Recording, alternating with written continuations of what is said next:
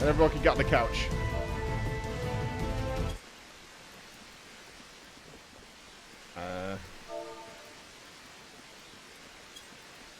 Let me turn the special effects down, because that,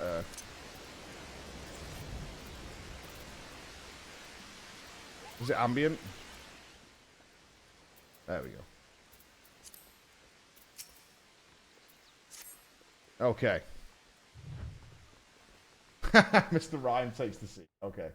Alright. Hit me. There it is. That's still too loud, isn't it, in game?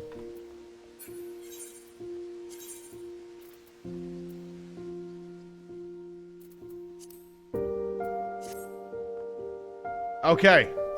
Let's learn a little bit about Louisoixs, shall we? I'm excited for this one.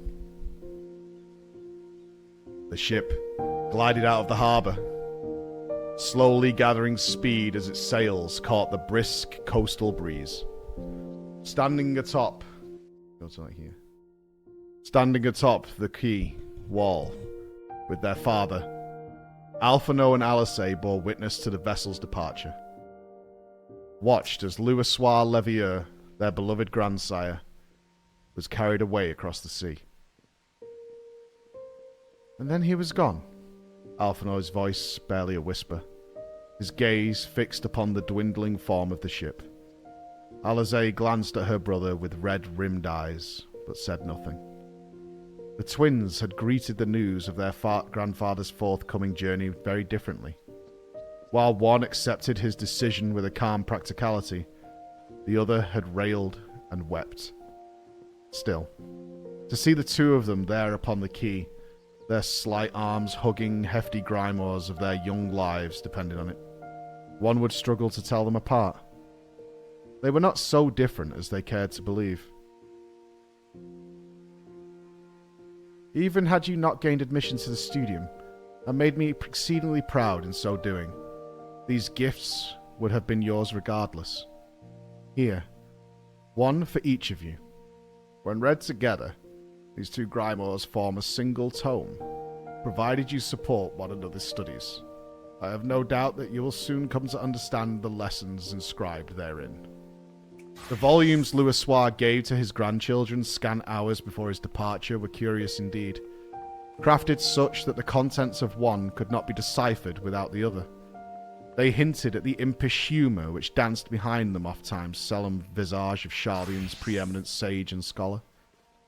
Thank you, grandfather. Alphino accepted his grimoire with a practised grace and dignity. Alizé, meanwhile, received her gift distractedly, and swiftly resumed her attempts to dissuade Louisoixs from his course. Must you leave, grandfather? Is there naught I can say to make you stay? Please, my dear, we have spoken about this. It had been almost a month since the twins first learned that Archon Louisoixs would be leaving Charlian for the shores of Eorzea. His purpose had been patiently explained, was to aid the distant realm in forestalling the ruinous arrival of the Seventh Umbral era. Sensing the fixity of his grandsire's resolve, Alphino had chosen to swallow his melancholy and voice no word of complaint, not to his sister, nor less his father, Fortuno. Alizé persisted the journey purely out of her abiding love for Louisoixs and the unbearable thought of his absence. Fortuno's strident objections were of a more political nature. Louisoixs' eldest son was an influential member of the Forum, the body responsible for shaping Charlian policy, and he, like so many of his colleagues, was a staunch opponent of military intervention. It was, he believed, the duty of his countrymen to chronicle world affairs, not to interfere in them. When the steel-clad wolves of the Garlean Empire descended upon Alamigo, it was Fortuno and his fellows who had attempted to parley peace.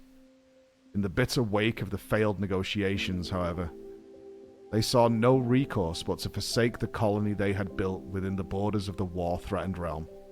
Following 5 years of elaborate and painstaking preparation, the plan to evacuate the settlement's entire population to the northern archipelago of their homeland was put into motion. In the year 1562 of the 6th Astral Era, the city of Sharlayan, a renowned centre of learning situated in the Dravanian lowlands, became an uninhabited shell in the space of a single night.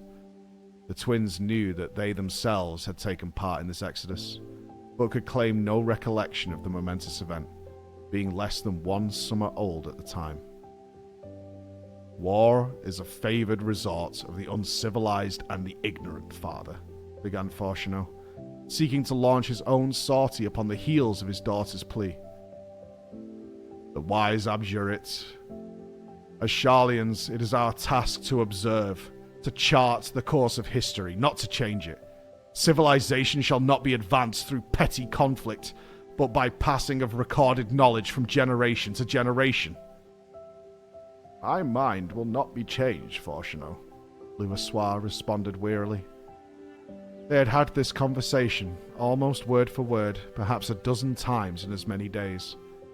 To ignore the plight of those one might conceivably save is not wisdom, it's indolence, and such a passive stance will not, I fear, take us far from the path to progress. That you would spare these younglings the horror of war is a decision with which I am in full agreement. Thus, do I refrain from exhorting you, or any other, to return to Eorzea at my side. We must all protect that which we hold most dear in the manner of our own choosing.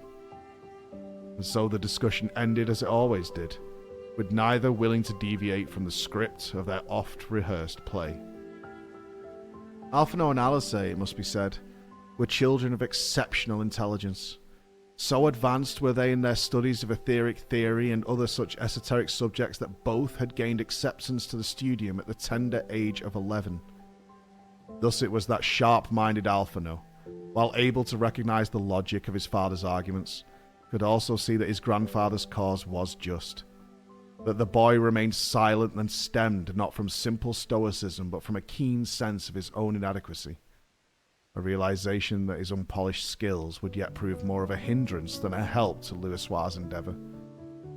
Though no less bright, Alice eschewed her brother's affected maturity and gave vent to her discontent, inwardly cursing Alphinaud all the while for his mute acceptance of the grandfather's decision. How can he stand there and say nothing? A small yet conspicuous crack had appeared between the siblings. It was long after Louisoixs had taken ship and vanished over the horizon that the fateful day came. Alphinaud and Alice were crowded into the studium's observatory, along with their professors and a throng of fellow students. The assembled sages and would-be scholars huddled around the base of the giant telescope, each taking their turn to gaze upon the looming spectacle of the red moon, Dalamud. "Dalamud has shattered!" Alice cried out, pressing her face closer to the telescope's eyepiece so that it dug into her cheek. The view provided by the device's array of magnifying lenses was distorted and indistinct, but the fate of the satellite was unmistakable. She could see its crimson-fringed silhouette breaking apart in the skies over Carteneau. "Shattered? What, before it struck the ground? How is this possible?" Excited murmurs and hastily formed theories erupted from teacher and pupil alike. "He's done it! Grandfather has saved Eorzea!" Alice turned to find her brother's face, her eyes glistening with tears of joy and relief. For some time now, Archon Urianger had been kind enough to relay to them brief reports of Louisoixs' efforts in those chaos-stricken faraway lands. It was he who had informed them of their grandfather's presence at the Carteneau Flats, and of the battle that still raged like as not beneath that blood-red sky. Shouldering aside his madly grinning sibling, Alphinaud squinted through the ocular lens. Though the air was thick with billowing clouds of smoke and ash, he was forced to agree with Alice's assessment. Dalamud was no more. But something is awry. Alphinaud continued to scrutinize the distant scene. The red moon's bloody glow had been replaced by an equally unsettling, incandescent rain, as if the heavens themselves were weeping tears of light. Terribly, terribly awry. Dalamud's spectacular demise gave rise to a tidal wave of etheric energy which rendered link shells all but useless for a period of many days. During this time, the Levier siblings were left to stew upon the wonders they had viewed from afar. Then, after weeks without word, a letter from Urianger arrived. The Archon's elegant script described horrors the twins could scarce bear to picture. From the cracked husk of the Red Moon had emerged a dragon primal immense to call forth the power of the 12, and thus, it seemed, was the abomination banished.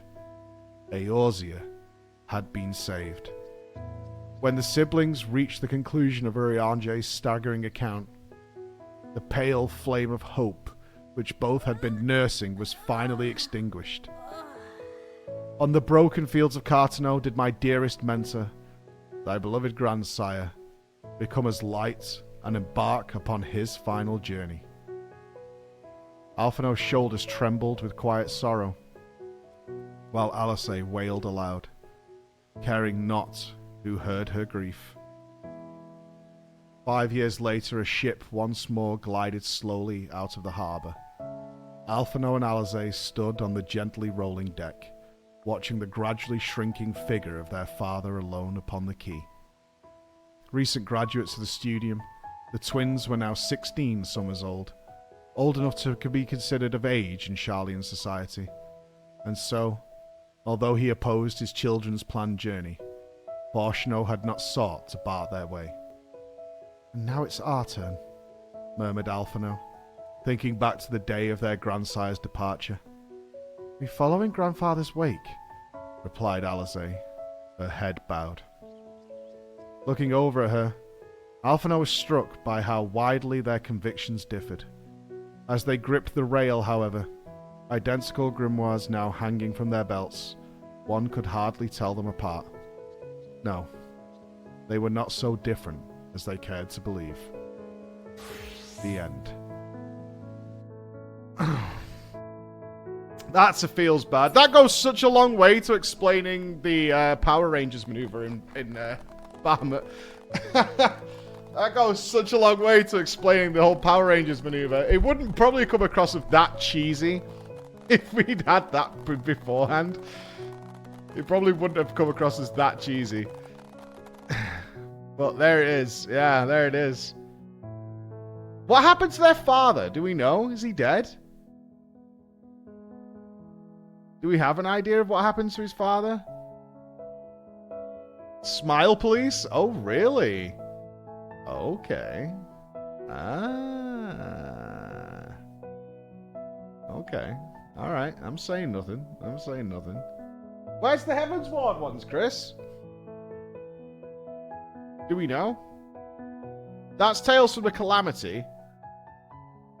I want to... We've read the Stormblood Estinian one. I'm just curious who's in there.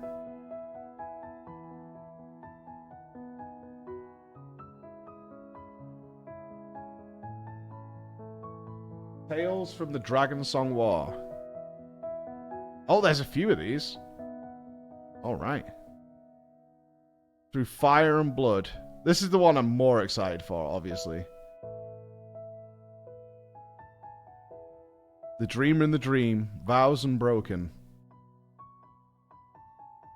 A Coin and Country. What Remains of a Night. Words, Deeds and Beliefs. A Mom in Her Shoes. Thoughts Unspoken. I wonder if we'll get some Lucia backstory. Mayhaps. Mayhaps. Okay. Mayhaps. I would imagine so, right? A Tale in Her Shoes might be that. One more because we missed yesterday's reading? No. Let's save them. Let's save them. They're good. They're really good. Oh, I can see Estinian gets mentioned. All right, our boy Estinian's in there. That Heavy Heavenward's bias showing. Yeah, man. I mean, I loved it. I loved A Realm Reborn. I had a great time at Realm Reborn. Yeah, Heaven's Ward is something else. I don't talk about. Good job, everybody. Good job. Good hustle. Right, one saucer check. And then we're off to get some stuff.